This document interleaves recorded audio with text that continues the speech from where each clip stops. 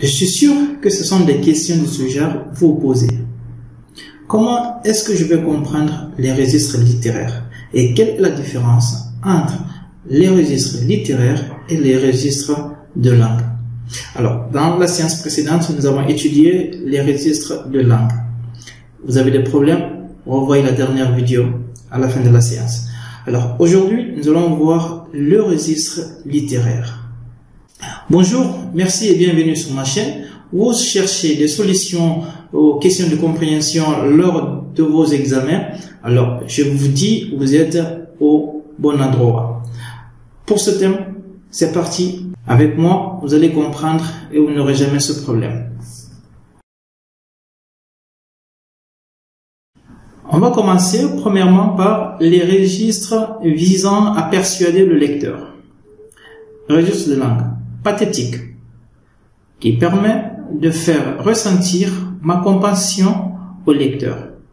Le procédé, quelles sont les caractéristiques que vous devez comprendre? Des phrases déclaratives, des questions rhétoriques, des verbes de sentiment, des métaphores et des comparaisons touchantes.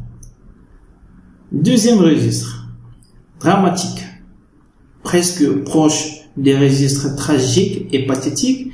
Ici, c'est d'amener le lecteur à le faire adhérer à l'action complètement. Une suite rapide d'événements violents, tristes ou joyeux, comme procédé et caractéristiques, sont les signes qui vous permettent d'identifier ces différents registres.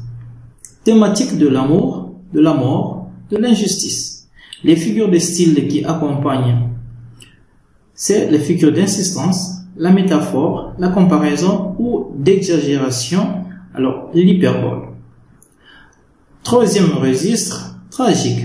C'est un registre qui inspire l'effroi, c'est-à-dire la peur, devant la puissance du destin et la pitié. Comme procédé, le registre de langue soutenue, comme ce qu'on a étudié la séance dernière, interrogation et exclamation, ponctuation affective, métaphore et comparaison, figure d'opposition, antithèse, chiasme, d'amplification. Alors, si vous avez besoin de cours sur les figures de style, revoyez nos vidéos dans les playlists. Le champ lexical du destin, de l'impuissance, de la souffrance, de la faute et de la mort.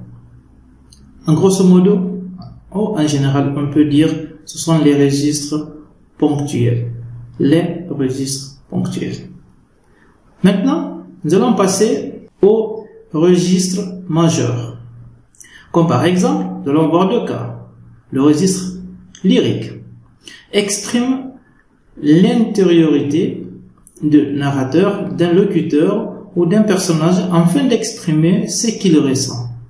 Comme procédé aux caractéristiques, emploi de la première personne du singulier, des questions rhétoriques, des verbes de sentiment, champs lexicaux, la haine, la colère, la douleur, l'amour, et en même temps les figures de style utilisées comme la gradation, anaphore, hyperbole. Le registre épique suscite l'admiration du lecteur. Des verbes d'action en majorité, des figures de style d'amplification ou d'opposition. Le champ lexical utilisé, c'est de manière améliorative, en lien avec le domaine de la guerre. Par après, nous allons voir le registre pour imaginer.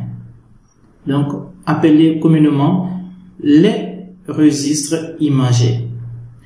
On va commencer par le registre merveilleux, met en scène un cadre spatio-temporel, surnaturel et coupé de la réalité du lecteur.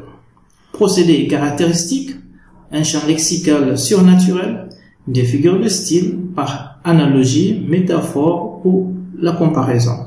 De nombreux superlatifs. Deuxième registre, dans ce cadre, fantastique. Le registre fantastique crée une atmosphère angoissante dans laquelle le lecteur doute de la véracité de phénomènes d'ordre surnaturel. Caractéristiques au procédé, cadre spatio-temporel, le champ lexical de la peur, du surnaturel et étrangeté. l'expression du doute, la figure de style utilisée, métaphore et la comparaison. Si vous avez des questions, n'hésitez pas à me poser ces questions en commentaire et ensemble, on va essayer de les répondre. Et n'oubliez pas de vous abonner pour ne pas manquer d'autres nouvelles vidéos et on se retrouve à très bientôt.